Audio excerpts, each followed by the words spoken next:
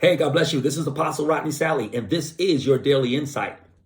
Proverbs, the 30th chapter. I'm going to come from the B clause of verse 8 and then go into verse 9. And it says, Lord, give me neither poverty nor riches. Give me just enough to satisfy my needs. For if I grow rich, I may deny you and say, who is the Lord? And if I'm too poor, I may steal and thus insult God's holy name.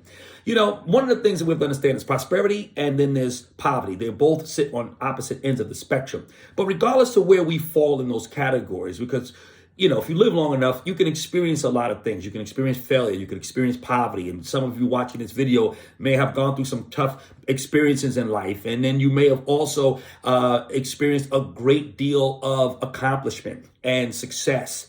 But no matter where you are in that, there's one thing that God is concerned with.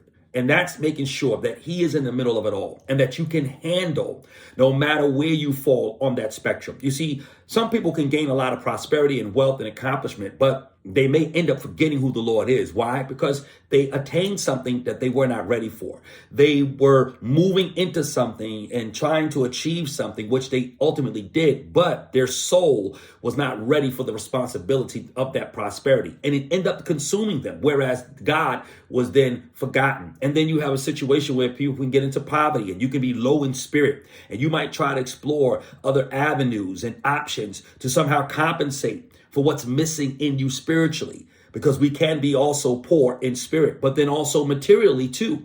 We can find ourselves in a situation where we're so desperate, where we'll do anything. We'll lie, we'll cheat, we'll steal just to make ends meet. And God doesn't want us in that kind of condition either. So the reality is that we must make sure that no matter where we are in our walk, no matter what we're trying to avoid or accomplish, we must make sure God is developing us and the steadfastness of our heart is for him, so that neither condition can take us out of the will of God. Paul says it best. He says in the book of Philippians that I have learned to be content no matter what state I find myself in, whether I'm abounding or I'm abased, full or hungry. I've learned to be content, satisfied. In other words, he's not overwhelmed or consumed by what he did not attain, and then he's not overwhelmed either by his accomplishments. So I want you to understand, God is not against prosperity. Deuteronomy 18 tells us that God has given you the ability to create wealth. So God is not against prosperity. He just doesn't want prosperity to overtake you.